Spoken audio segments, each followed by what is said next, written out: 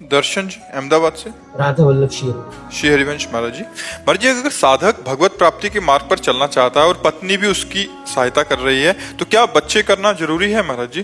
क्योंकि कई बार अगर होना होगा तो हो जाएगा, नहीं होना होगा तो कितने ऐसे दंपति हैं जो लाखों करोड़ों रुपए लगा चुके और उनके संतान नहीं हो रही। तो संतान भी एक योग होता है, आप उसके कर्ता थोड़ी हैं।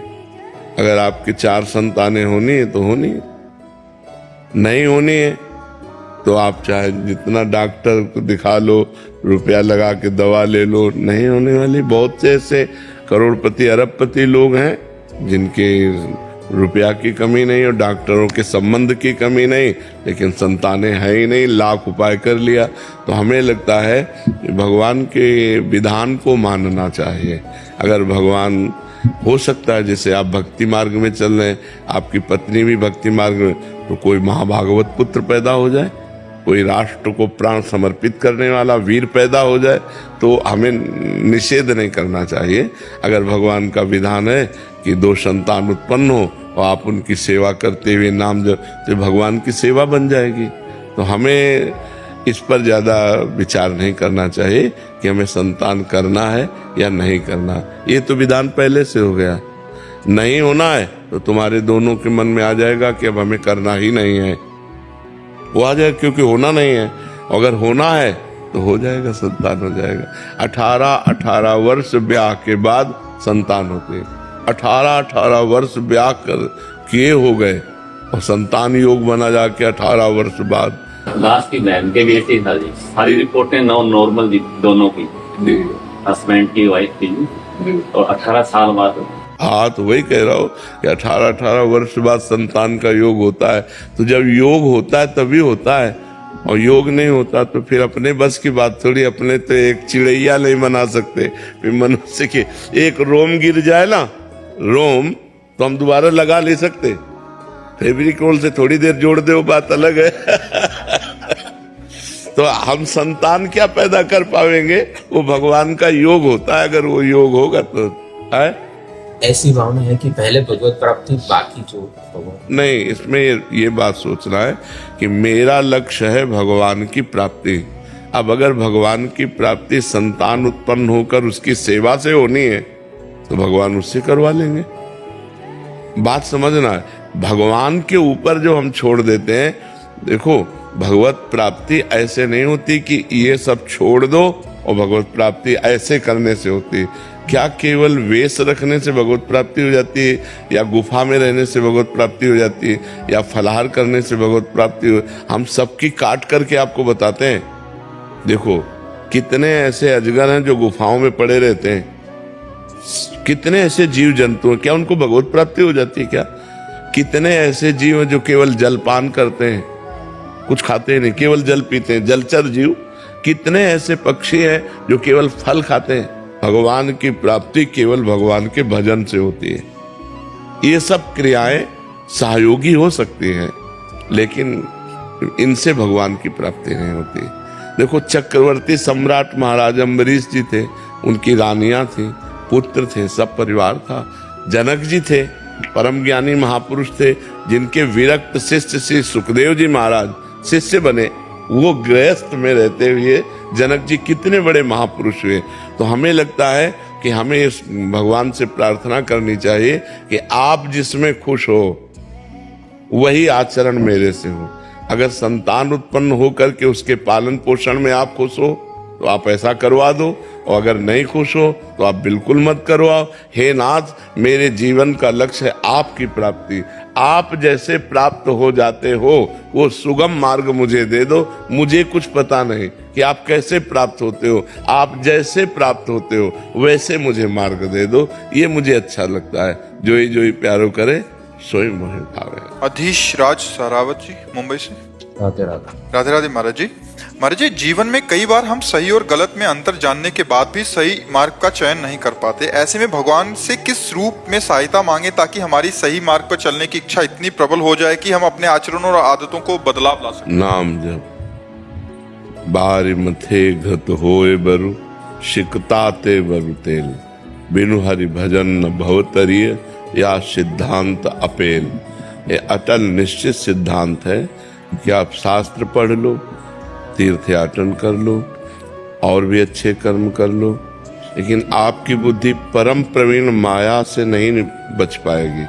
उससे बचने का उपाय भजन है। जब तक भजन जिसके जीवन में नहीं होता तो ज्ञान की बातें करता है, आचरण गिरे हुए ही करता है, वृत्ति उसकी संसार में ही रहती है। और जब हम भजन करते हैं तो हमारी वृत्ति भगवान में रहती है, और जब भगवान का हमारा स्मरण निरंतर चलने लगता है तो बुद्धि इतनी परम प्रवीण हो जाती है कि माया की प्रवीणता को काट करके वो मुक्त हो जाती है। नहीं तो हम कहीं न कहीं भोगों में फंसे हैं, कहीं किसी शरीरों की आसक्ति में फंसे हैं, कोई रुपए की, कोई नशे की, वह पूरे संसार को फंसाए हुए हैं। अगर बच सकता है, बारी मथे घत होए बरु शिकता ते वरु तेल, कह रहे हैं भले असंभव में संभव हो जाए। जैसे बालू पेलने से तेल असंभव है, लेकिन बोले शायद हो जाए। जैसे पानी मथने से घी असंभव है, पर कहते शायद ऐसा हो जाए।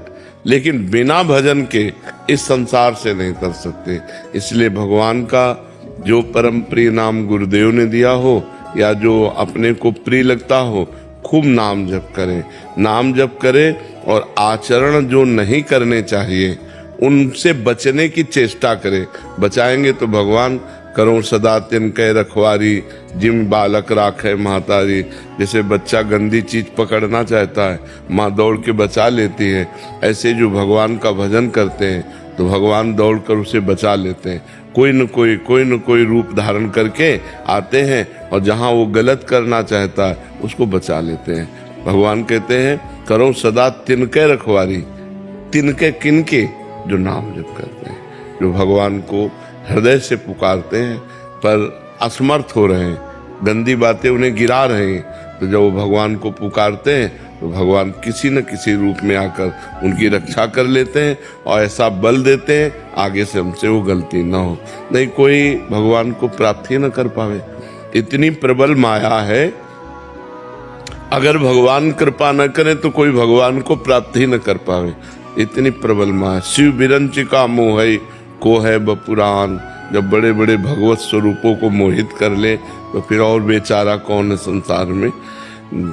बहुत भगवान की प्रचंड माया है। लाख बार पता है ये गलत है, नहीं करना चाहिए, पर वो करता है। अपने को ज्ञानी समझता है। सब शास्त्रों का ज्ञान है। ये मतलब हम साधारण आदमी की बात नहीं कह रहे, शास्त्रों का ज्ञान है। धर्म से चलने की कोशिश करता है और जानता है गलत है, फिर भी कर बैठता है। इतनी प्रचंड माया है कि मान लो जो जानता नहीं तो भाई मेरे को पता नहीं था, गलती हो गई, लेकिन अपने को गलती करने के पहले अंदर आ रहा है ये गलत है, ऐसा नहीं करना चाहिए, बिल्कुल नहीं करना चाहिए। और वो ये सब अंदर चलते हुए भी वो गलत ही चला जाएगा यदि उसके अंदर भजन नहीं है। और भजन बल है तो फिर नहीं, फिर तो ऐसे हो जाएगा जैसे कोई गंदा खाद्य बमन आदि क्यों खाना चाहेगा, ऐसे वो अधर्म के आचरण नहीं करेगा। अधर्म के आचरणों से ऐसे बचेगा जिसके अंदर भजन चल रहा है, और भजन नहीं चल रहा तो फिर सब बेकार है। इसलिए खूब भजन करो, नाम जप करो, जो भगवान का नाम तुम्हें प्रिय हो, अधिक से अधिक संख्या में करो। चाहे वो आजकल काउंटर चले हैं, माला से काउंटर से, पर सबसे अच्छी विधि है अंदर चलाना। अंदर उसी का चलता है जिसका पहले अभ्यास हो जाए, और अंदर अंदर भजन होने लगे तो जीवन सार्थक हो गया। शांत तो बैठा है, कोई माला नहीं, कोई अंदर अंदर भगवान का स्मरण होता है, पर ये अभ्यास से होता है। अभ्यास के लिए माला काउंटर आदि की आवश्यकता हो। ईशु सिंह जी, राधे राधे महाराज जी। महाराज जी, मैं ईमानदारी से जीने, दूसरों की मदद करने और गलत रास्ते पर नहीं चलने का प्रयास कर रहा हूँ, लेकिन मुझे लगातार दर्द, और महाराज जी पूरा कहानी लिखा है इन्होंने, फिर आगे लिखा है मेरी आत्मा अभी थक चुकी है, लेकिन ये सबकी आत्मा फंसी हुई है, तुम्हारी नहीं है। कोई बिरला ही जीवन मुक्त होता है, नहीं सब माया में फंसा हुआ है।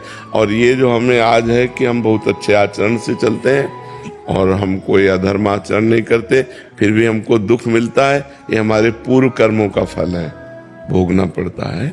इसीलिए संभाल के कर्म करना चाहिए। कर्म बिना भोगाए नष्ट नहीं होता। या तो भगवत प्राप्ति हो जाए तो सब नष्ट हो जाए, नहीं तो फिर अवश्य में बड़े बड़े संतों को भोगना पड़ता है। जो बिल्कुल पाप नहीं करते हैं, बहुत सही ढंग से चलते हैं, उनको भी भोगना पड़ता है। किसका प्रश्न है? हाँ, तो ये बात समझ लो। तो इससे अच्छाई ना छोड़ो, जो अच्छे आचरण कर रहे हो वो यथावत करते रहो, दूसरों की भलाई करते रहो। तुम्हें जो कष्ट मिले उसे तुम सह जाओ, तो तुम्हारा नया व्यापार, नई खेती बहुत बढ़िया है। पुराना जो पाप कर्म है वो नष्ट हो जाएगा, तो आगे आपको बहुत सुख मिलेगा। अगर अगला जन्म भी हुआ तो बहुत अच्छे कुल में, बहुत अच्छी सुख साम्राज्य में, और बुद्धि भी शुद्ध रहेगी। तो दूसरों की भलाई करने जैसा धर्म नहीं है, पर साथ में नाम जप करते रहो। नाम जप करते हुए दूसरों की भलाई करते रहो, तुम्हारा मंगल ही होगा, कभी अमंगल नहीं होगा। अगर दुख आ रहा है तो हमारे पूर्व कर्मों से आ रहा है। बड़े बड़े संतों को कष्ट भोगना पड़ा है, किसी के कैंसर, किसी के ये, तो पूर्व जन्मों का पाप जो है वो भोगना पड़ा है। महाराज जी, अगर पूर्व में गलत काम हो गए हैं तो अब राधा नाम का सहारा ले लिया है, तो इसी जन्म में श्री जी मिल जाएंगे महाराज जी? हाँ, इस जन्म में मिल जाएंगे, लेकिन पूरी व्रत पक्की लगनी चाहिए। अब लो नसानी, अब ना नसानी, आज तक किया अब नहीं करेंगे। ऐसे हमारे इतिहास में बहुत से महापुरुषों के चरित्रों में लिखा है कि पहले वैश्यागामी थे, पहले हिंसक चोर डाकू थे, लेकिन जिस दिन से बदले फिर अब लो निशानी, अब ना निशानी। अगर हमसे पाप हो गए हैं और हम नाम जप कर रहे हैं, इससे सारे पाप नष्ट हो जाएंगे तब, जब अब नया पाप नहीं करोगे तब। अगर वही पाप करते रहो, नाम जप करते रहे, तो प्लस हो जाएंगे, जुड़ जाएंगे, और हमें दंड मिलेगा। नाम का अलग फल मिलेगा, पाप का फल अलग मिलेगा। अगर आज से हम पाप नहीं करते हैं तो हमारे नाम जप के प्रभाव से पूर्व के सारे पाप भस्म हो जाएंगे, और मुझे इसी जन्म में भगवत प्राप्ति हो जाएगी। खूब डट के नाम जप करें, पर डरे, पाप कर्म से डरे। पाप एक अंधियारा है, एक दुख है, एक विपत्ति है, एक महान विघ्न है जो हम कर देते हैं, वो सुरक्षित जमा रहता है, फिर हमको दंड देता है। और जब दंड देता है तब हम अच्छे कर्म कर रहे होंगे, तो फिर हमें संशय होता है कि क्या अच्छे कर्म का फल दंड होता है क्या? लेकिन पूर्व का पाप का दंड आया, और अच्छे कर्म अब जो है वो आगे हमें सुख देंगे। जैसे गेहूं की फसल बो तो तुरंत थोड़ी काट लोगे कि एक मन गेहूं खेत में बिखेर दिया तो हम दूसरे दिन काट ले, नहीं, 6 महीना, 4 महीना, 5 महीना, 6 महीना में जब फसल आती तब उसी में वो 40 मन एकत्रित कर लेता है। ऐसे आज जो हम सत्कर्म कर रहे हैं वो आज हमको काटने को नहीं मिलेगा, आज हमको काटने को मिलेगी कल की फसल, आज की फसल आगे आएगी। ऐसा धैर्य पूर्वक सत्कर्म करते रहना चाहिए। अरविंद चौहान जी, राधा वल्लभ से भी है। महाराज जी, यद्यपि लोके मरणम शरणम तद्यपि न मुंचति आशा मर्शम। महाराज जी, ये जानते हुए कि ये एक दिन मरना है, हमसे पाप आचरण हो जाते हैं, ऐसा क्यों महाराज जी? इसका मूल क्या कारण है? इसका मूल है अज्ञान। हम जानते नहीं हैं। हम विष्ठा को विष्ठा जानते हैं तो कभी उसका प्रयोग करते हैं क्या? नहीं करते। हम जानते नहीं हैं, पर जानते हुए मानते हैं अपने को। जैसे स्वप्न में जगा हुआ पुरुष नहीं होता, पर अपने को जगा हुआ देखता है, तभी तो स्वप्न में क्रियाएं करता है। वो स्वप्न में बातचीत कर रहा है, स्वप्न में जा रहा है, स्वप्न में मारपीट हो रही, स्वप्न में प्यार व्यवहार हो रहा है, लेकिन कुछ होता है क्या? वो तो सोता हुआ पुरुष है, स्वाप्निक पुरुष है। ऐसे ही अभी हम मोह निद्रा में सो रहे हैं और ये स्वप्न देख रहे हैं, तो हमें लगता है हम जग रहे हैं। जब जग जाओगे तब ज्ञान में जगा हुआ पुरुष माना जाता है। जिस समय तुम जग जाओगे तो असत वस्तुओं को मलवत, बमनवत, विष्ठावत त्याग दोगे। रमा विलास राम अनुरागी, तजत बमन जिम जन बड़ भागी। जैसे उल्टी को आप नहीं खाओगे, जैसे मल का प्रयोग नहीं किया जाता है, जैसे हम विष का प्रयोग नहीं करते खाने में, ऐसे ही हम अपने जीवन में गंदे आचरणों को, जिनको जानते हैं कि ये पाप कर्म है, वो कर्म हमसे होंगे ही नहीं। जब हम असलियत में जान जाएंगे, तो ये जानना कब होगा? गुरु की शरण में हो करके, शास्त्र के अनुसार जितना बने आचरण करो और नाम जप करो, तो नाम जप से तुम्हारे अंदर आध्यात्मिक बल आएगा, उसी बल से सब ज्ञान विज्ञान प्रकट हो जाता है। जिन्होंने राम कहना अपनी सामर्थ्य नहीं थी उनकी कि राम कहना आए, उन्होंने वाल्मीकि रामायण लिख दी। किसके बल से? मरा मरा मरा मरा मरा मरा, भगवान के नाम के बल से भगवान के पावन चरित्र की रचना कर दी, जो हमारा इतिहास में आता है वाल्मीकि रामायण। तो यदि हम नाम जप करें तो हमारे अंदर ऐसा बल आ जाएगा कि हम जिन आचरणों को जानते हैं कि नहीं करना चाहिए, उन आचरणों को हम रोक पाएंगे, और जिन आचरणों को चाहिए कि करना चाहिए, उन आचरणों को हम कर पाएंगे। बिना भजन बल के नहीं हो सकता। बुद्धि खराब हो चुकी है, माया के त्रिगुण रंग में चढ़ गई, सतोगुण रजोगुण तमोगुण, कभी अच्छा भाव कभी बुरा भाव, कभी एकदम प्रमाद स्थिति आ जाती है, निद्रा प्रमाद आलस्य, ये सब तमोगुण की वृत्तियां आ जाती हैं। कभी काम भोग रुपया कमाना यश कीर्ति रजोगुण की वृत्तियां, कभी थोड़ा सतोगुण की वृत्तियां आ जाती हैं। तो बुद्धि शुद्ध तब मानी जाती है जब शुद्ध सतोगुण हो, रजोगुण तमोगुण से रहित हो, वो होगी भजन से। खूब नाम जप करो, जितना अधिक नाम जप करोगे, करते हो? हाँ, जितना अधिक नाम जप करोगे उतना ही पावर आएगा मन में। हम गलत आचरण भूल करना, अगर थोड़ी भी गलती हो जाएगी तो असही पश्चाताप होगा, यार मेरे से क्यों हो गई, तो बड़ी गलती फिर हो ही नहीं सकती। जी कपिल जी, रोहतक हरियाणा से। श्री हरिवंश महाराज जी, प्रेम में भक्ति होनी चाहिए या भक्ति में प्रेम? भक्ति से प्रेम होता है, भक्ति से प्रेम होता है।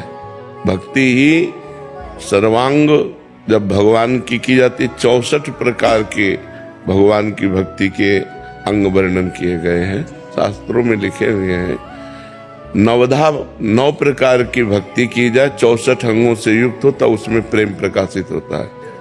तो जो हमारा श्रवणम कीर्तनम स्मरणम विष्णुपाद सेवनम अर्चनम वंदनम सख्य दास्य आत्मनिवेदनम, भगवान की 9 भक्ति की जाए तो इससे हमारे अंदर भगवान की 10धा प्रेम लक्षणा भक्ति जागृत होती। भक्ति साधन भी है और भक्ति साध्य भी है। साधन भक्ति साधन है और साध्य भक्ति प्रेम है। जब प्रेम के द्वारा भगवान का नाम जप किया जाता है, प्रेम के द्वारा भगवान की कथा सुनी जाती है, प्रेम के द्वारा भगवान की अर्चना वंदना की जाती है, तब वो अलग होती है। पहले प्रेम प्राप्ति के लिए हमारी अर्चना वंदना नाम कीर्तन भजन साधन होता है, ये साधन भक्ति। किसका प्रश्न है? हाँ, तो ये साधन भक्ति है। साधन भक्ति से भाव भक्ति प्रेम भक्ति की प्राप्ति होती है। बिना भक्ति के प्रेम कैसे जागृत हो जाएगा? विविका धवानी जी। महाराज जी राधे राधे। महाराज जी, यदि शारीरिक पीड़ा भी कर्म फल है तो दीर्घ पीड़ा में आस्था और धैर्य कैसे बनाए रखें? नाम जप करते हुए जब हम भगवान का आश्रय लेते हैं तो हमें बल आता है। जैसे इससे ज्यादा दीर्घ पीड़ा क्या होगी? दोनों किडनी फेल है, डायलिसिस होता है। अब जब तक जिएंगे आखिरी श्वास तक ये पीड़ा हमको भोगनी पड़ेगी। तो दीर्घ पीड़ा है, लेकिन भगवान का भरोसा है और भगवान का नाम जप है, तो उससे हिम्मत आ जाती है। हम आप लोगों के सामने बैठ करके भगवत चर्चा कर पाते हैं। तो नाम जप से और भगवत आश्रय से, ये 2 बातें होनी चाहिए। भगवत आश्रय और नाम जप, तो हर कष्ट सह सकते हो, क्योंकि प्रेम में कष्ट सहने का बल होता है। जब हम भगवान से प्रेम करते हैं तो हम शरीर के द्वारा जो भोगे जाने वाले कष्ट हैं उनसे हम ऊबते नहीं तो अभी हम डिप्रेशन में चले जाएं कि यार कब तक, मतलब बुखार हो जुखाम हो 2 दिन 4 दिन ठीक हो, और 20 वर्ष हो गए भोगते हुए, 20 वर्ष हो गए, दोनों किडनी खराब हुए, और वो डाउन पे डाउन होती चली जाती है। लेकिन हमें सही पूछो तो कोई परेशानी नहीं, बाहरी ये सब परेशानियां हैं, अंदर से बहुत प्रसन्न है, बहुत सुखी हैं, आनंदित हैं, तभी ये दिनचर्या चल पाती है। तो ये आनंदित होना, दुख में सुखी होना, बड़ा अच्छा लगना, ये भगवान के बल से है। तो बड़े से बड़े दुख को हम आनंद पूर्वक तब सह सकते हैं जब हमारा मन प्रभु से जुड़ा हो, प्रिया प्रीतम से जुड़ा हो। मन प्रियाजू के चरणों में है तो शरीर दुखी है तो उसको सह रहे। अगर मन इसमें लग जाए तो घबराहट पैदा हो जाए। अब ये एक बार होना हो तो चलो हिम्मत कर ले, अतरे दिन रोज ये सब तो कितना बड़ा मतलब कष्ट का विषय है। लेकिन आपसे सच्ची कहते हैं, हर कष्ट आनंददायक होता है। जब डायलिसिस में कष्ट होता है और उस समय जब नाम चलता है तो नाम में आनंद आ रहा है, शरीर कष्ट में कोई परेशानी नहीं।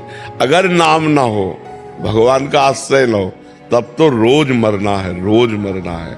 जैसे हम भगवत आनंद में रहते हैं तो शरीर भी इतना बुरा असर नहीं पड़ता शरीर के ऊपर कि वो मुरझा जाए, वैसे एकदम आनंदित रहता है। तो ये कला हम सबको सिखाना चाहते हैं, क्योंकि मनुष्य जीवन में सुख और दुख दोनों का योग आता है।